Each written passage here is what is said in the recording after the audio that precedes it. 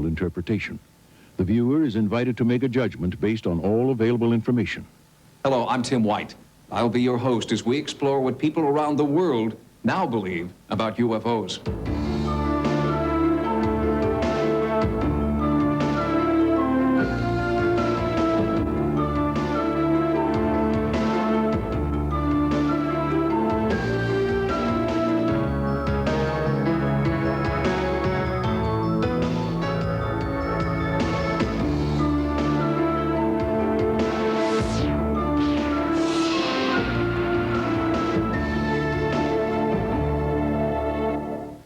Beyond spacecraft sightings and physical evidence is another category of close encounter, the third kind, interaction with alien beings.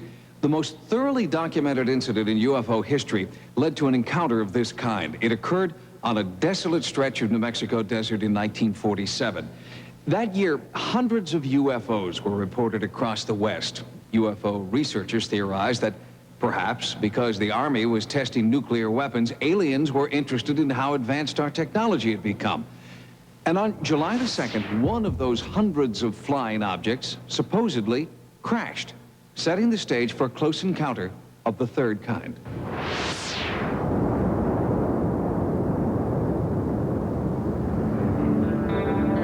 Roswell, New Mexico. It's as quiet and peaceful today as it has been for decades.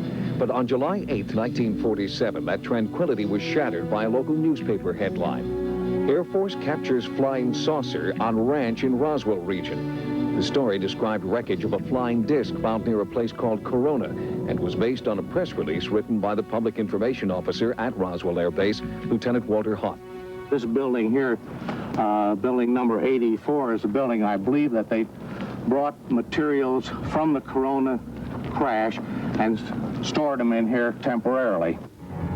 The chief intelligence officer at the base, Major Jesse Marcel Sr., was sent out to the ranch to collect the crash debris and transport it to the Army Air Force headquarters for examination. In the meantime, newspapers all over the western United States picked up the story. But before Marcel had landed his plane and strange cargo, the Air Force issued a second bulletin.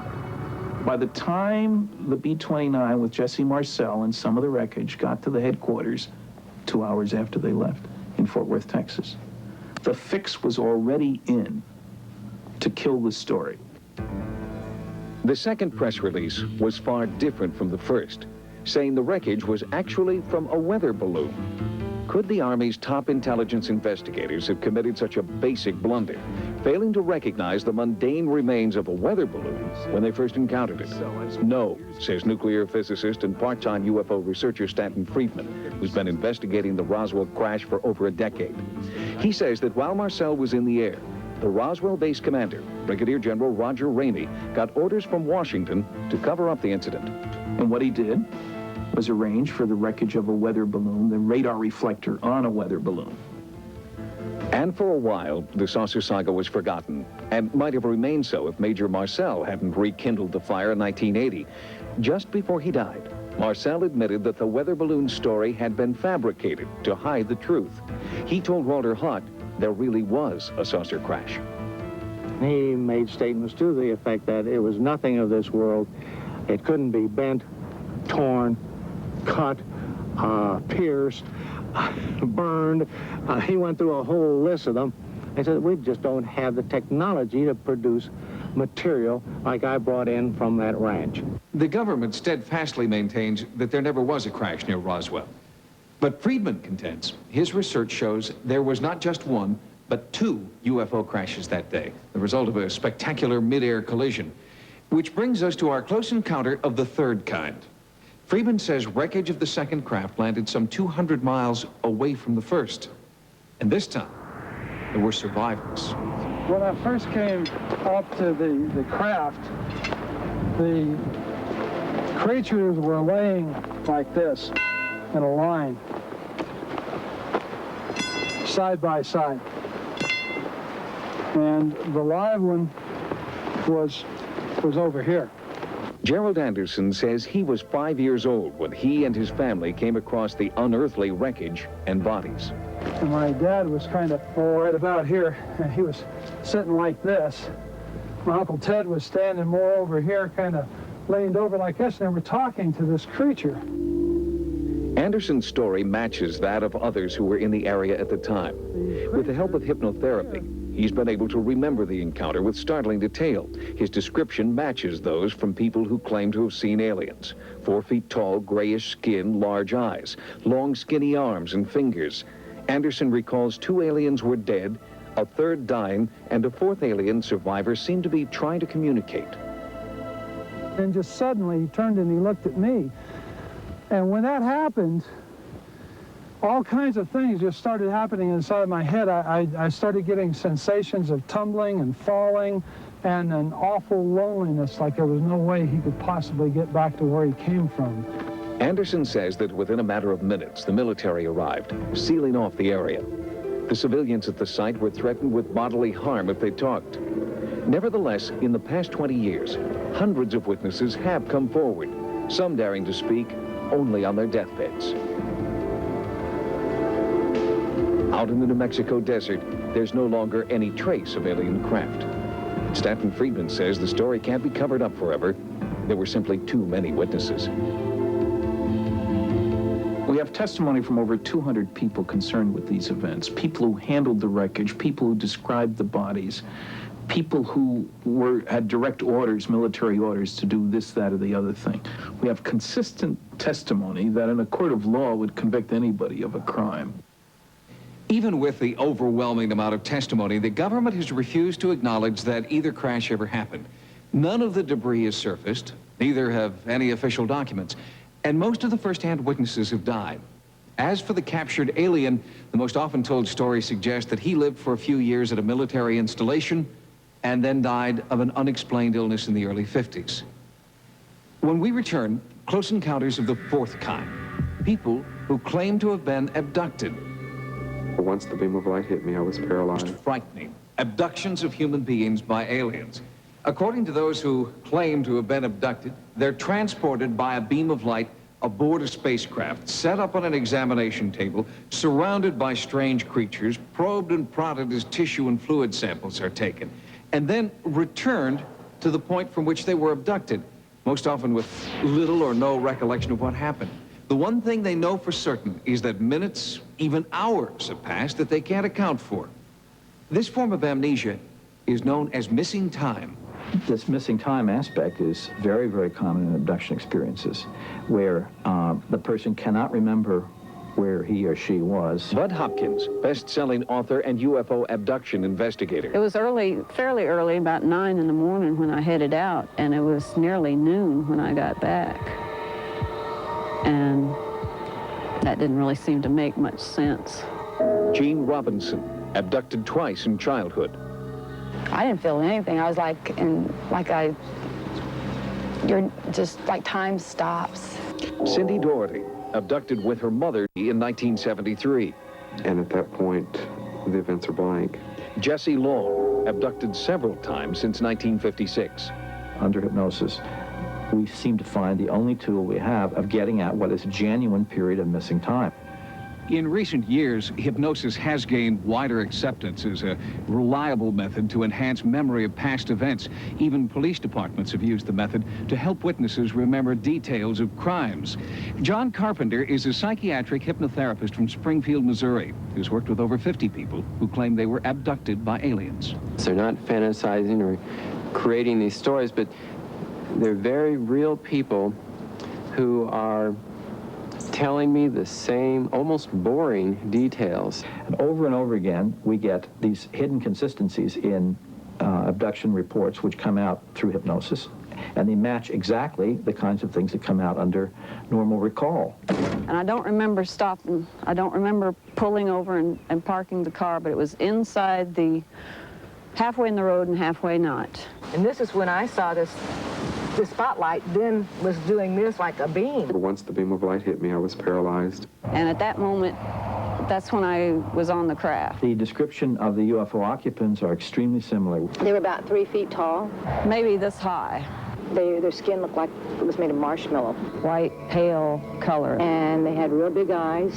Large, dark eyes. They had real large claw-like hands. I couldn't tell if they were mittens or what. Just two nostrils or slits for a nose and a slit for a mouth. They didn't walk, they like glided. The bottom part of their legs kind of like almost robotic. The person will describe being on a table, which is generally metallic. They are unable to move. And the beings were standing around me, Looking at me. examining my body. Now, when they're on the table, they describe operations which take place. The next thing I remember, they have this thing in front of my eye. Like a metal instrument that was kind of like shaped like an L.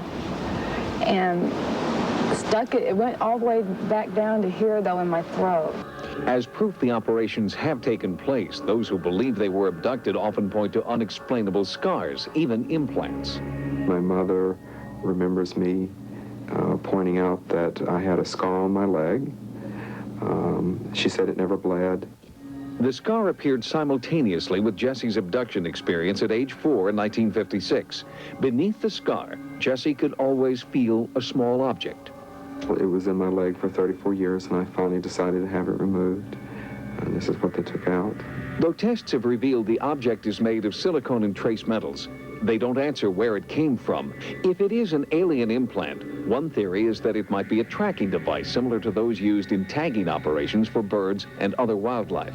We're looking at something which is more like what we do with wildlife. It seems scientific, it seems research-oriented. It seems like there's a real important purpose behind it, and not to interfere or destroy us, but in terms that we have something that perhaps they need, and perhaps they're helping us in some way. In addition to the consistent and compelling nature of these abduction accounts, it's the conviction behind the stories that has impressed Dr. John Mack, a professor of psychiatry at Harvard Medical School. What is persuasive to me is that these individuals report this experience as real. It is not dream, it is not fantasy, it is not delusion in my judgment. I've had every psychological test they have, and they all came out just fine. Inevitably, all this anecdotal evidence invited the question, why do abductions happen? The answer could be that we're part of a grand intergalactic biological experiment. Some people hypothesize that their planet or where they come from is arid and barren, and they've lost their own reproductive capabilities, so they are trying to find a new genetic stock with us. Perhaps we're looking at some survival process where part of our makeup is strengthening their makeup. There is very powerful evidence, and this sounds crazy, but it's true, that they are trying to achieve some kind of blend or mix. It's almost as if the missing link is knocking at our back door. Since the first UFO sightings in 1947, our government has willingly told us two things about flying saucers. A, they don't exist, and B, no government agency has any more information about the subject than has already been made public. But UFO investigators charge that documents in their possession prove that the military and the government, since the end of World War II, have orchestrated a constant and effective campaign of disinformation concerning UFOs. Our government has flat out lied to us for 40 years or more. They've threatened people and intimidated people. They've spied on UFO groups, infiltrated UFO groups, spied on researchers, compiled dossiers. Their responses bordered on paranoia. In 1988, reporter George Knapp of Las Vegas CBS television station KLAS began investigating the U.S. government's involvement with UFOs. He says he's found evidence proving a massive cover-up that began in 1947 and continues to this day. The CIA says that it does not collect information on UFOs, and it hasn't since the 50s. There are reams of documents squeezed out of the CIA that indicate that they have on staff CIA UFO experts, agency personnel monitoring the situation on an ongoing basis. The FBI denied having any documents on UFOs in the 1970s, the early 1970s. 3 years later, they released 1,700 pages of information on UFOs, documents that they had. They lie. But for UFO researchers, there is one persistent problem with those hundreds of released pages. Most, like this 1958 UFO memo to President Eisenhower, have been highly censored, essentially making them unreadable. Even this National Security Agency document explaining why UFO data should remain secret is itself almost entirely blacked out. Ironically, the official position of the U.S. government is that UFOs are not a threat to national security. Yet the agencies involved claim the censored information is vital to national security. From 1947 to 1969, the Air Force conducted Project Blue Book. Staffed with just 3 people, it studied 12,000 UFO sightings. All but 701 were explained to the military's satisfaction. And the group that remained unexplained? It does not contain any pattern of purpose or of consistency that we can relate to any conceivable threat to the United States. The Air Force closed Blue Book in 1969, but project critics weren't satisfied. The first person to head it up, Captain Edward J. Rappelt, quit in disgust, wrote his own book, and declared that there was something to UFOs, and the Project Blue Book was nothing more than a whitewash. The United States government has spent a lot of time and effort debunking UFOs, even to the point of turning the whole thing into a joke. Of all the items in our stock catalog, there is only one which would have the high velocity and low wind resistance of flying saucers. The cover of a GI trash can. But some military people, like retired Marine Major Donald Keogh, spoke out, accusing the government of hiding what it knows about UFOs. This is not an attack on the Air Force spokesman or the project spokesman. They are simply following orders to explain away all UFO sightings as quickly as possible when they become public and deny that UFOs really exist. We have not been hiding anything. The investigations have been made public. The explanations of those where there is a clear explanation have been made public. What the Air Force hadn't made public was that its pilots had been reporting UFO contacts since World War II. The Air Force was so concerned that in 1953, it even sent its own planes on a mission to seek out and photograph flying saucers. Guy Kirkwood was one of the flyers. After 19 days in the air, he and his fighter group spotted 16 objects 2 miles to the west. They broke rank and just started moving all over. They were below us, they were above us, they were out in front of us, and accelerating, literally at lightning speed. And a dot in the distance, maybe several miles away from you at that point, maybe a pencil point, all of a sudden closing on you at the rate of several thousand miles an hour, and a 36-foot object, which is basically almost the same size as our aircraft, of a 36-foot wingspan. But all of a sudden, this thing is just closing on you faster than you're able to think. After 2 more encounters with smaller groups of discs, the Air Force called off the mission because of the physical effects on the flight crews. Kirkwood went on to become a commercial pilot, and later he began to talk about his UFO encounters. That quickly earned him a visit from 2 government agents who told him to stop. And they said, well, the government doesn't like the information being released, and to continue could be detrimental to your health. Kirkwood says the pilots shot thousands of feet of film of UFOs. That film has never been made public. Other government officials, including a senator and 2 men who became president, have tried unsuccessfully to shed some light on the UFO phenomenon. Arizona Senator Barry Goldwater, President Gerald Ford, and President Jimmy Carter, who actually saw a UFO himself and filed a formal report, have all sought to have top-secret UFO information released to the public. All requests for that information were denied. Cover-up allegations aren't limited to the United States government either. Author Timothy Good claims that governments around the world are keeping UFO information top secret. And in his book, Above Top Secret, he claims only an elite few have access to that information. I would like to emphasize that very few people in governments have the faintest idea what's happening, because so little of the research is made known to top ministers. One country is bucking that trend. Belgium has acknowledged tracking unidentified, seemingly intelligently controlled craft in its airspace.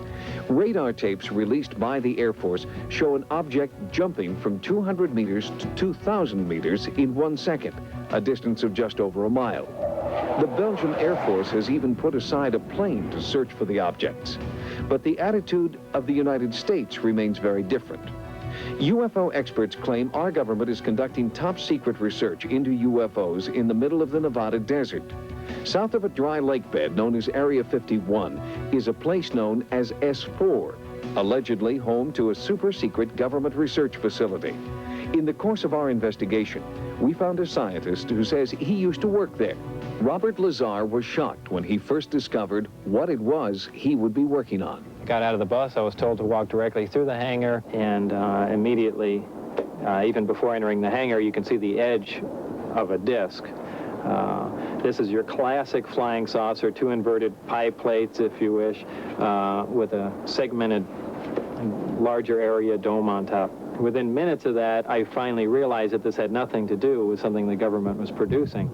And that was quite shocking because everything inside was small. This is a full-size craft, 30, 35 feet in diameter, maybe 40. But you're looking at seats that are, 18 inches off the ground, obviously made, for something smaller. And certainly wasn't made for children to play in. Lazar says there were 9 spaceships in all, and he claims to have seen one fly. It began to lift off the ground almost silently. There was a hiss sound, like a corona discharge, if you hear around high voltage systems, accompanied by a faint, it probably would have been brighter at night, a faint blue glow around the bottom. As the craft approached about 30 feet, 20 feet, something like that off the ground, that corona discharge disappeared.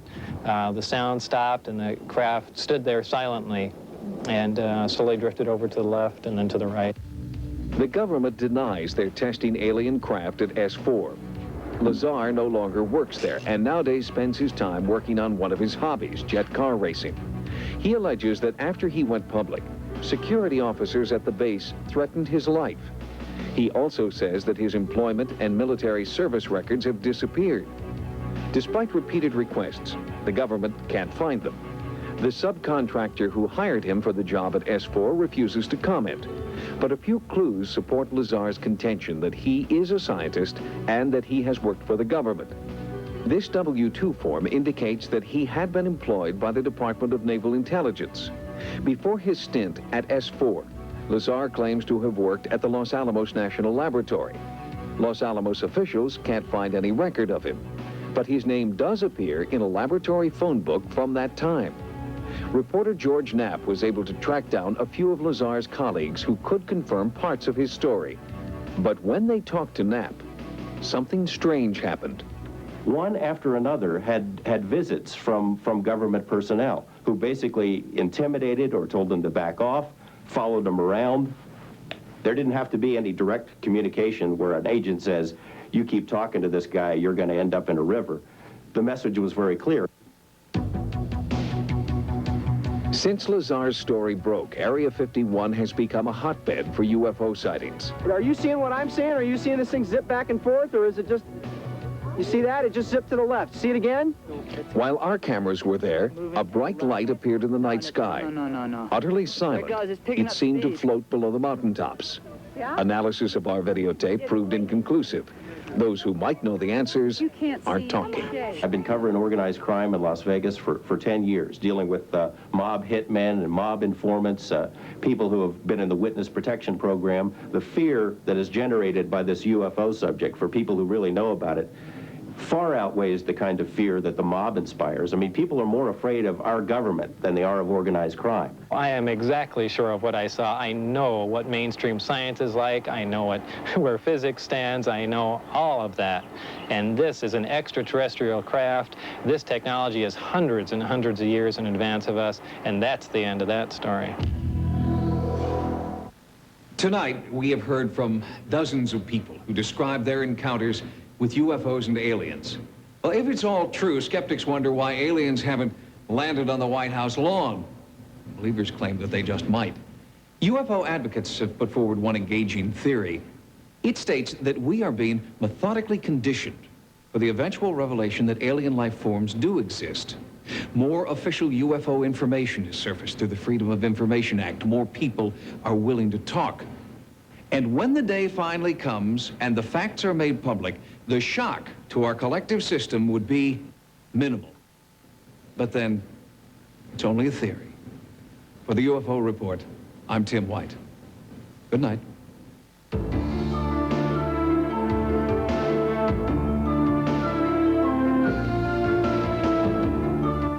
Starting shortly on Sky Movies, the mafia thriller Keeper of the City.